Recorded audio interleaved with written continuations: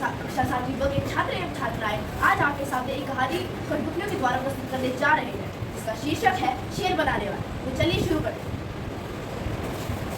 एक बार एक गांव में 4 पंडित रहते थे। उन सबके पास अलग अलग ताकतें थी। हमें अपनी ताकतों का इस्तेमाल कर नाराज को प्रसन्न करके उनसे इनाम लेना चाहिए। पहले पंडित को हड्डियों का ज्ञान था। दूसरे पंडित को हड्डियों के ऊपर खाद और मांस उत्पन्न करने की शक्ति थी और उसने मांस और खाद उत्पन्न करा और वह अब असली शेर जैसा लगता था।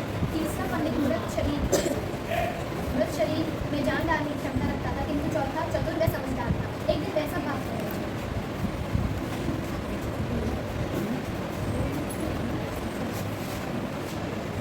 हमें अपनी ताकतों का इस्तेमाल कर महाराज को प्रसन्न करके उनसे इनाम लेना चाहिए। हाँ महाराज, हम जरूर प्रसन्न होंगे और हमको इनाम देंगे। हाँ, हमें इनाम मिलेगा, पर क्या हमें छोटे को लाना चाहिए? उसमें तो कुछ करने की क्षमता है नहीं, हमें छोटे को नहीं लाना चाहिए। ना उसमें कुछ करने की क्षमता है, ना वो कुछ कर पाएगा। अरे मित्रों, ऐसा मत कहो, मैं भी तुम्हारे साथ ही आना चाहता हूँ। हो सकता है महाराज जी मेरी चतुराई देखकर ही प्रसन्न हो जाए। अगली सुबह वे चारों राजमहल की ओर चल दिए। वे जा ही रहे थे कि रास्ते में उन्हें कुछ हड्डियां पड़ी मिली। चलो तो शेर बनाने की प्रक्रिया शुरू करते हैं। ठीक है।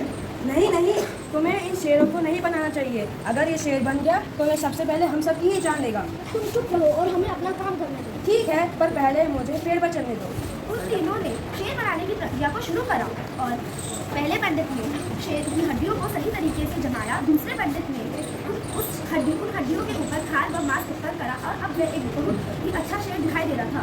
तीसरे पंडित ने जैसे ही उसमें जान डाली, उसने उन तीनों को मारकर खा लिया, किंतु चौथा बच गया। उसने सोचा, मैंने तो इन्हें पहले ही सूचित किया था, किंतु इन्होंने मेरी एक न सुनी। आखिर इनकी आधी अधूरी शिक्षा ने तो इनकी जान ही ले ली। धन्यवाद। हम कक्षा 7वीं बा के छात्र एवं छात्राएं आज एक नाटक प्रस्तुत करने जा रहे हैं। तो चलिए शुरू करते हैं। असली पढ़ाई। टिंकू और रिंकी दोनों जुड़वा भाई बहन थे। वह एक ही कक्षा में एक ही स्कूल में पढ़ते थे। एक दिन उन्होंने एक शर्त रखी तो उसके पापा ने उन दोनों को एक शर्त बताई। मेरे पास एक ही कोर्स का बजट है, तुम दोनों में से जो अच्छे अंक लाएगा उसी को मिलेगा। पापा की बात सुनकर वह दोनों पढ़ने लगे। वह टिंकू तो पढ़ने में बहुत ही अच्छा था, लेकिन उसे पता था कि एग्जाम में क्या क्या आने वाला है। लेकिन वही रिंकी, जिसे पढ़ाई का बहुत ज्यादा शौक है, वो पूरी किताबें पढ़ लेती। अरे ये जो तुम पढ़ रही है इसका कोई फायदा नहीं है। पिछले 3 साल से मास्टर जी मुझे क्वेश्चन पेपर दे रहे हैं और वही सवाल रिपीट होते रहते हैं। नहीं, मुझे नहीं लेना कोई शॉर्टकट। एग्जाम में जो भी आएगा बुक से ही आएगा ना, मुझे पढ़ने में डिस्टर्ब नहीं। फाइनली एग्जाम हो गया, रिजल्ट आया और वही हुआ जैसा हमेशा होता था। टिंकू ने ही टॉप किया, लेकिन अब की बार रिंकी सेकंड आई। रिंकी और टिंकू, ये मोबाइल तुम दोनों का है, इसलिए तुम दोनों को इसे मिल बांट कर देखना होगा। रिंकू को तो उसका फोन मिल गया, लेकिन अब वो क्या करता? उसको तो फोन मिल गया तो वो अपने दोस्तों को दिखाने चला गया। छोड़ो, मैं तो चला। टिंकू अपने दोस्तों को जैसे ही दिखाने गया, वहीं रिंकी उदास हो गई। शाम को वह सब रेस्टोरेंट में खाना खाने गए। रेस्टोरेंट से खाना खाने के बाद वहाँ पे एक मीडिया वाला आया। नमस्कार, आज यहाँ पर बच्चों के क्विज का कंपटीशन है। जो जीतेगा उसे गिफ्ट में एक स्मार्टफोन मिलेगा।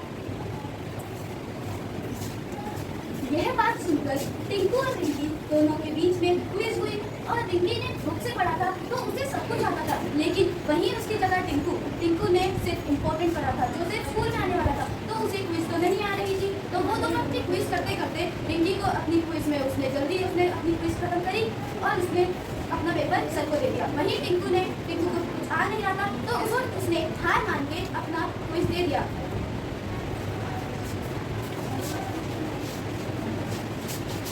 इस कहानी से हमें जानने को मिला कि हमें सिर्फ शिक्षा नंबर प्राप्त करने के लिए नहीं, बल्कि नया सीखने के लिए और ज्ञान प्राप्त करने के लिए चाहिए।